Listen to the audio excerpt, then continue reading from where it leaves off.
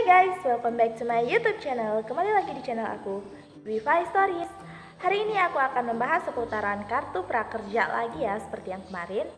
Oke, sebelum kita lanjut ke videonya, jangan lupa klik like, comment, share, and subscribe. Terutama subscribe supaya channel aku berkembang. Oke, langsung aja kita lihat videonya. Check it out.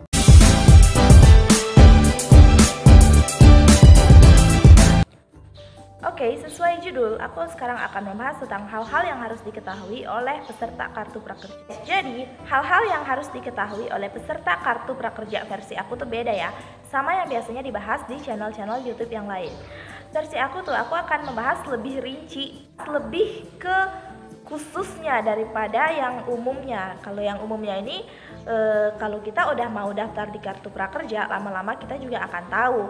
Maksudnya kita akan tahu dengan sendirinya. Jadi menurut aku ini tuh pembahasannya kurang menarik ya. Jadi aku akan membahas hal-hal yang kalian gak akan duga di kartu prakerja ini. Oke, langsung aja kita lihat apa itu. Oke guys, sebelum aku membahas ke hal yang lebih khusus yang aku bilang tadi, aku akan membahas hal umumnya dulu.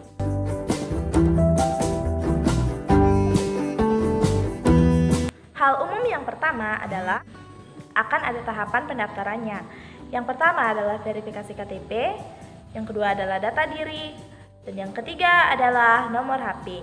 Jadi kalian akan dimintai hal itu ya jika ingin mendaftar kartu prakerja. Yang kedua yang harus kalian ketahui adalah pada program kartu prakerja ini setiap gelombang itu dibatasi kuotanya ya.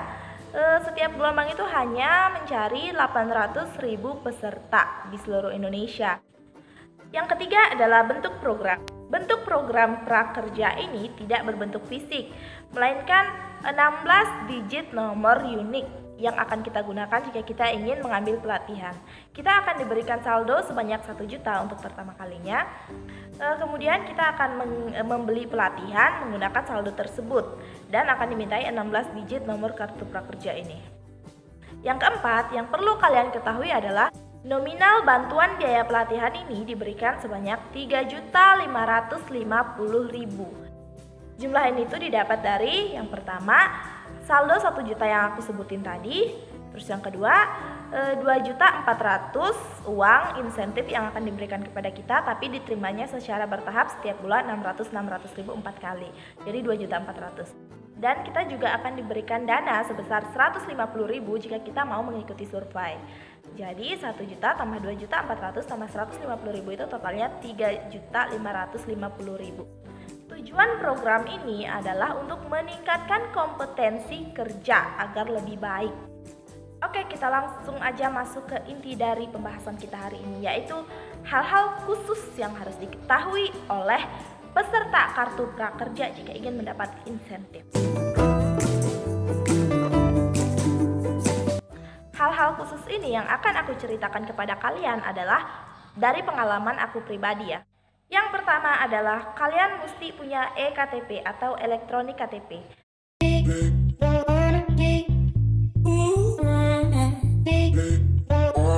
KTP yang seumur hidup guys. Banyak teman-teman aku yang minta aku daftari, tapi sayangnya mereka nggak punya KTP elektronik. Punyanya tuh cuma semacam surat keterangan yang berbentuk kertas karena belangko KTP-nya tuh udah habis.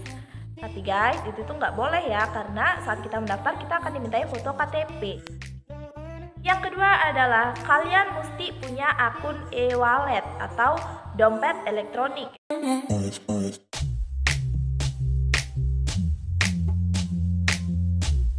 Ini nih misalnya kalau di kartu prakerja itu OVO, Link Aja, GoPay. Antara 3 ini ya guys.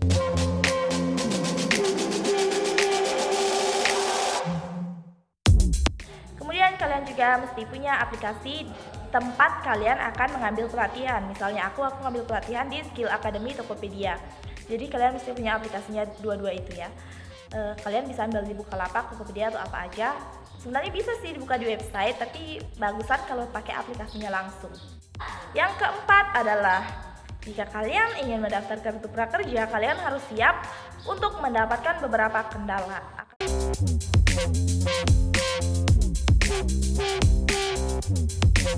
Akan ada banyak kendala ya guys yang akan membuat semangat kalian tuh down. Tapi demi insentif dan pelatihan, kalian tuh mesti semangat.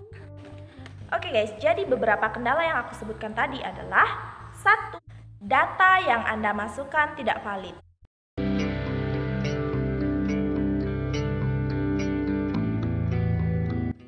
Hal ini tuh bisa terjadi karena data kalian tuh memang tidak valid.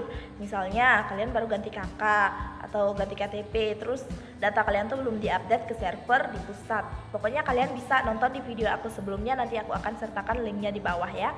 Kalian bisa lihat di situ penjelasannya lengkap banget tentang kenapa bisa datanya tidak valid. Yang kedua adalah kalian akan diminta menjawab pertanyaan-pertanyaan seperti apakah Anda sedang kuliah dan lain-lain. Dan yang menjadi kendala adalah kadang-kadang jawaban yang kalian sudah tindis dari pertanyaan tersebut tidak akan bisa dikirim. Yang membuat kendala seperti itu adalah karena servernya itu udah penuh, udah kebanyakan orang yang make. Solusi dari permasalahan ini adalah kalian harus sabar aja ya, kalian tinggal tunggu waktu yang tepat. Kalian cek-cek aja terus. Dan kalian bisa cek di waktu-waktu yang menurut kalian orangnya tuh sedikit yang buka server itu. Misalnya tengah malam atau subuh-subuh. Bisa aja itu akan bisa. Sama kayak aku.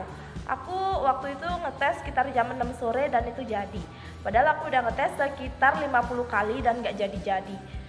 Intinya kalian tuh harus tetap semangat. Oke? Yang ketiga adalah kendalanya ini kita kan akan dimintai foto KTP. Dan foto KTP itu tidak bisa melebihi 2 MB. Jadi solusi dari permasalahan ini kalian fotonya tuh kasih deket supaya meganya tuh nggak besar. Yang keempat adalah kita kan akan dites. Kalau nggak salah namanya itu tes kemampuan dasar dan motivasi atau dan psikologi, aku lupa. Kalian akan dimintai tes begitu, seperti ujian gitu, dan saat tes itu dilakukan, jaringannya tuh harus besar.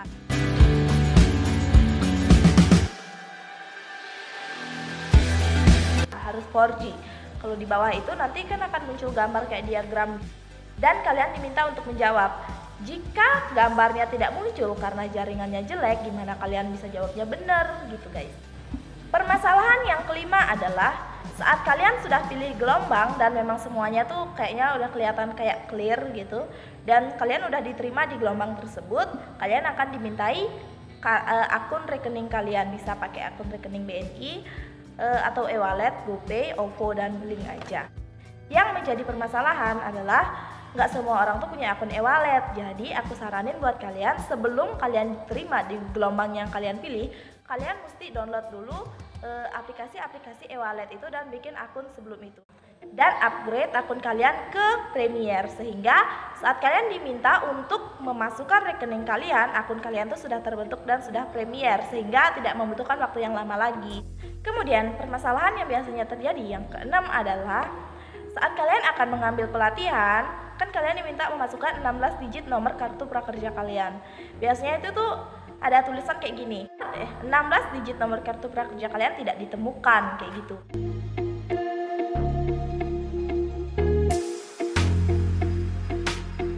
Itu tuh terjadi karena bisa saja akun kalian tuh masih dibekukan ya. Kalian tuh harus sabar nunggu 1 atau 2 hari lagi baru kalian ngambil pelatihan gitu. Tapi ujung-ujungnya pasti tetap jadi kok. Kalian nggak boleh patah semangat ya. Kendala yang ketujuh adalah tidak bisa masuk webinar.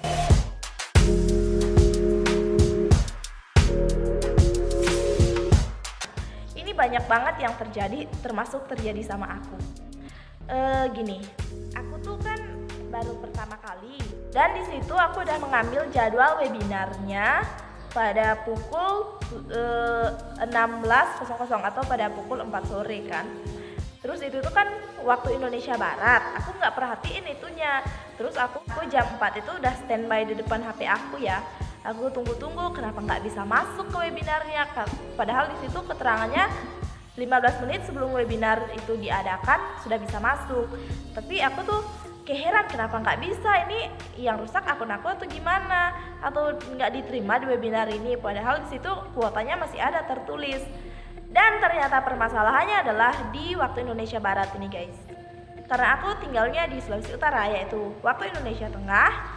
Jadi waktunya itu nggak ngepas. Kalau di sana tertulis jam 4, berarti di sini tuh jam 5. Jadi aku berpikir kayak gitu, terus aku ngetes jam 5-nya tuh buka, udah lewat dikit sih, dan itu udah bisa masuk. Terus aku masuk dan ada email datang, terus aku klik situ dan aku ikut webinar. Dan kendala yang ke-8 adalah down. Kebanyakan semangat kita tuh down.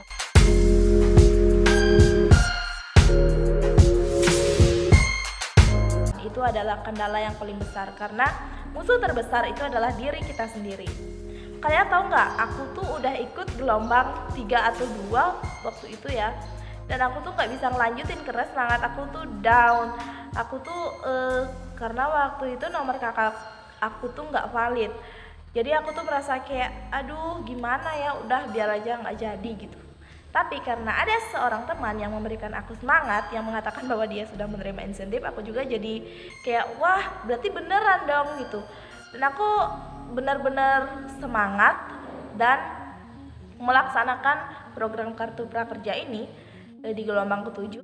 Oke guys, jadi itu adalah hal-hal yang harus kalian ketahui dalam mengikuti program kartu prakerja ini. Jadi gimana guys? Apakah kalian tambah semangat atau malah jadi down? Aku saranin kalian tuh harus tetap semangat, karena program ini tuh benar-benar bagus banget. Dimana sih ada program kayak gini lagi, udah dikasih insentif, dikasih pelatihan, untung banget. Dan aku saranin kalian ambil pelatihan tuh yang benar-benar sesuai dengan kemauan kalian. Kayak aku tuh ngambil kelas menjadi YouTuber profesional bersama Gita Savitri. Terus aku juga akan ngambil kelas bahasa Inggris dan lain-lain. Oke guys, sampai sini dulu ya video aku kali ini. Jangan lupa klik like, comment, share, and subscribe. Terutama subscribe ya, supaya channel aku berkembang. Jangan lupa pula kalian aktifin notifikasinya. Kalian tinggal klik aja tanda loncengnya terus di atas semua gitu, supaya notifikasi video aku masuk ke notif kalian. Oke, sampai sini dulu aja. Bye bye. Nantikan video aku selanjutnya ya.